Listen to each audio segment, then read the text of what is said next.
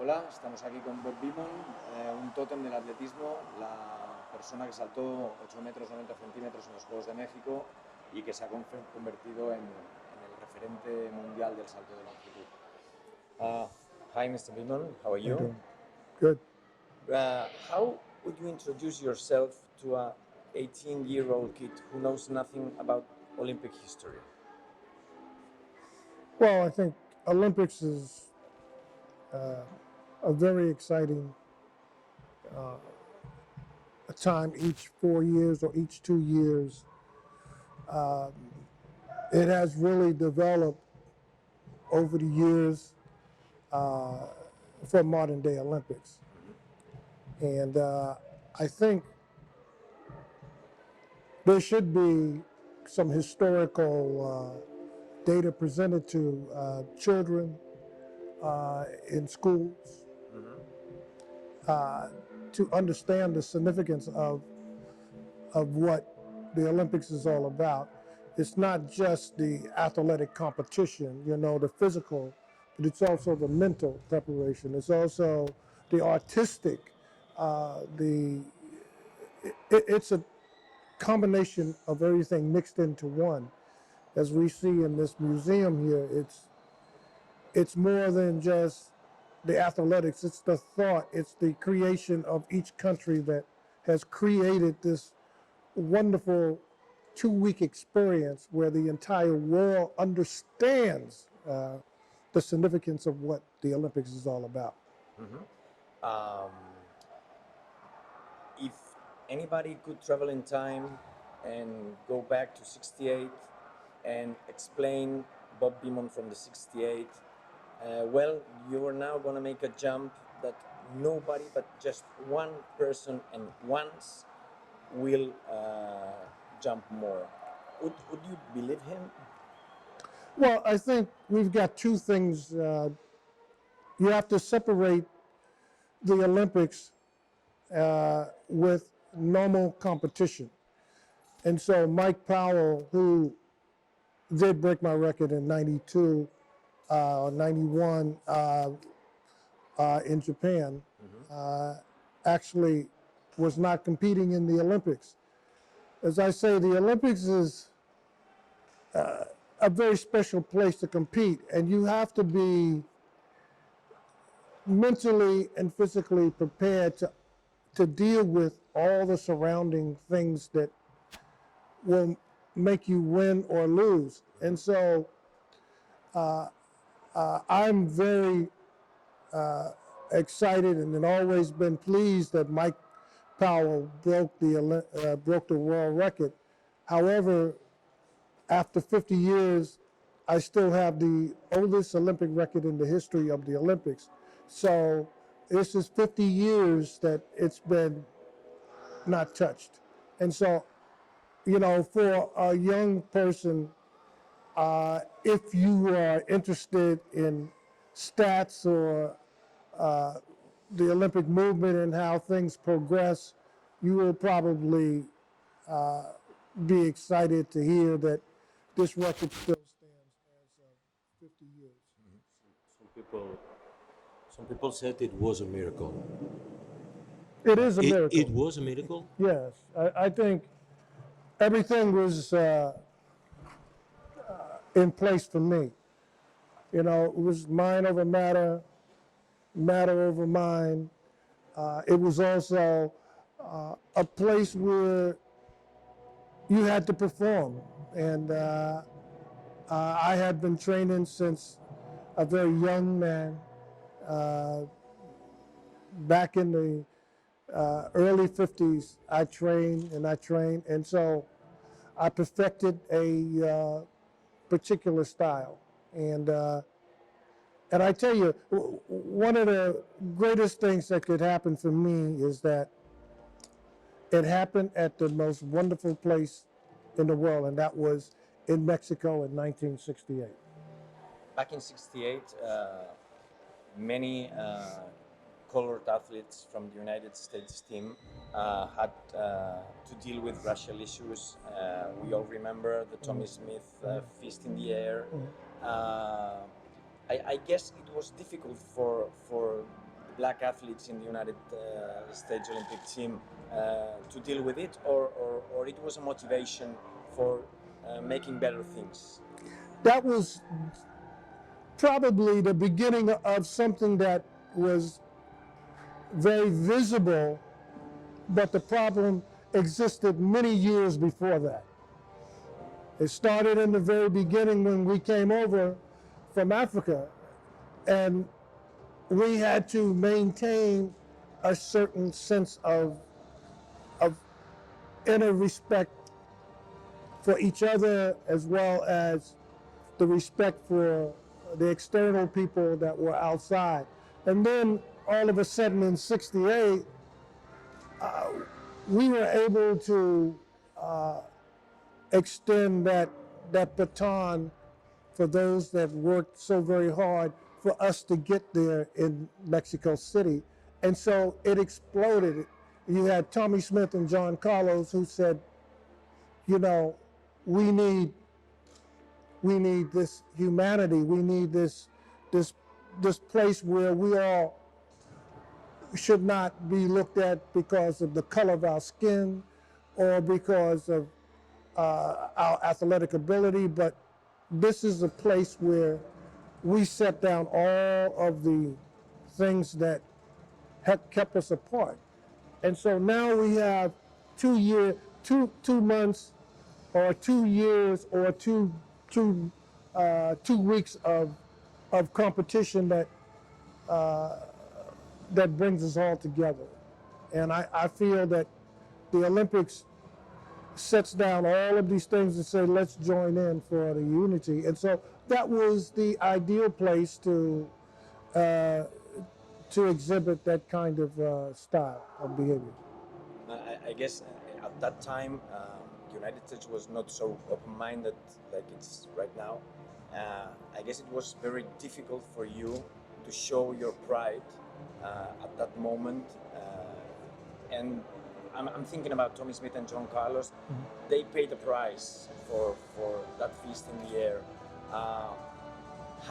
Do you think that the society of the United States has evolved as much as it should? I'm thinking in terms of racial issues. I think we're working on it.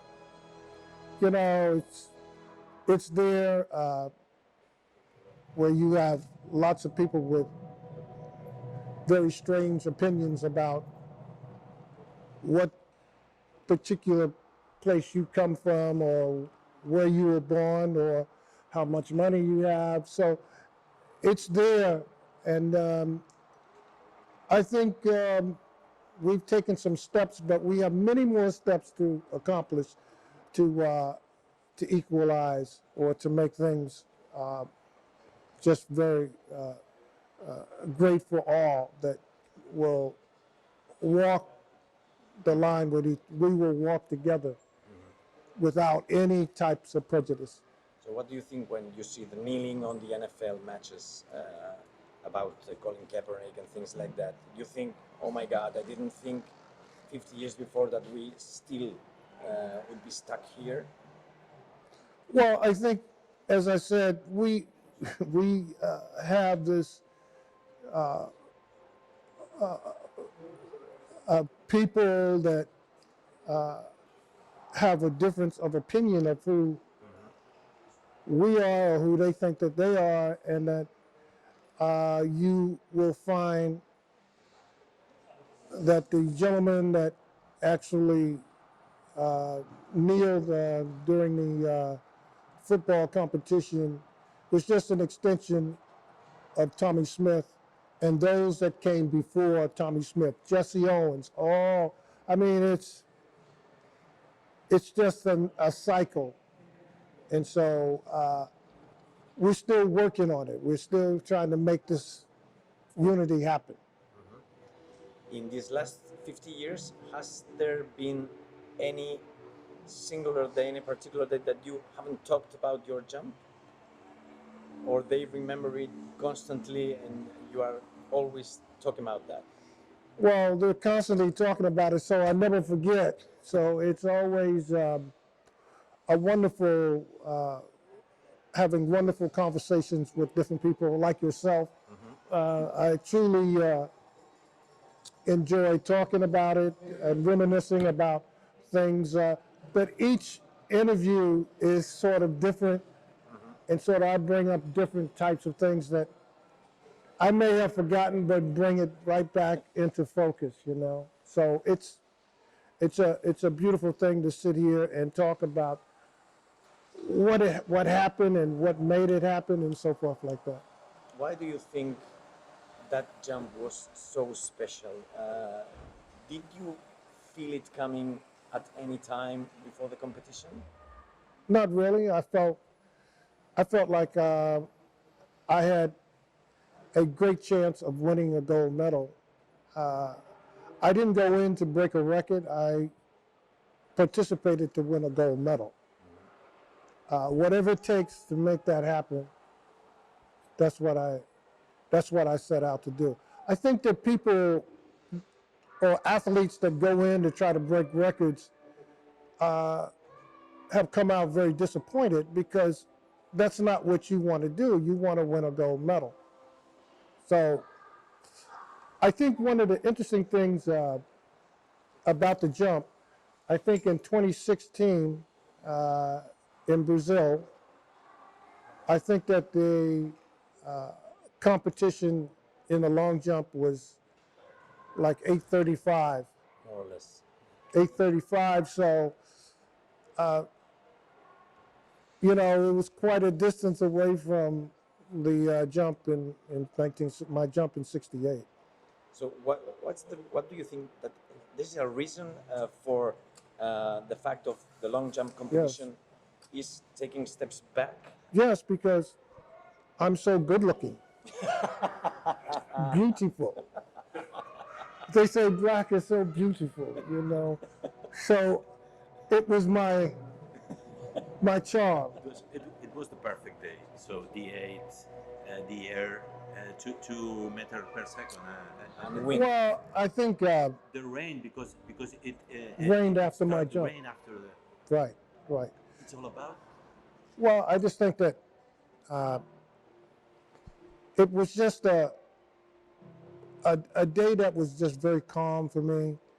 And the only thing that I had to worry about was to hit the board and to just get off a fairly decent jump. And once, I had the jump recorded, I said, well, let me go back and do something special. But I never got that chance because it happened on my first jump. Your first jump, and after that jump, you jump just once. Just one more time, but I was crazy then. I was crazy. I was just. When they told you about the distance you really had jumped, because it was in meters and they had to convert to Right. feet and inches. Right. When you found out how much distance had you really jumped, I guess you were in shock. Yes, I was loco. Crazy. Just and so I felt like I was between time and space. And that that this was a dream and that I would wake up and say, oh, what a nice dream. But it was just a fantastic day. Everything was perfect. So we go back to the next day. You beat the world record again in United States. What happened? Are you famous? Not famous? The athletics back in the 60s were just Olympic. You have no world championship to be done. You have no meetings in Europe. It's another athletics than today. It was bad for you. It was good for me. I mean, you can only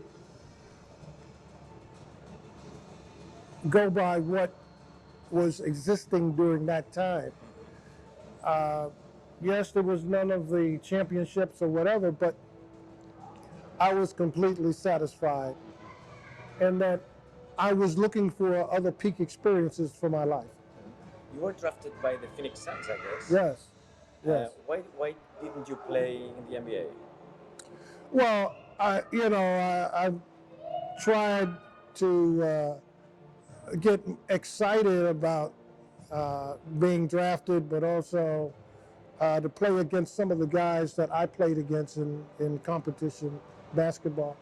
But again, I had to move on to something, I guess, as stimulating as it could be, like when I was training for track. And I had to go back to college and finish my degree and get myself ready for the future of my life in business. So there are lots of legends about that jump that probably you've heard of and that are not true. I don't know if it's true, but and I don't know if it's very political to ask this, but I have to. Some people said you made love the night before. Is that true? I'm sure that it's a it's very. I've heard that before. So I had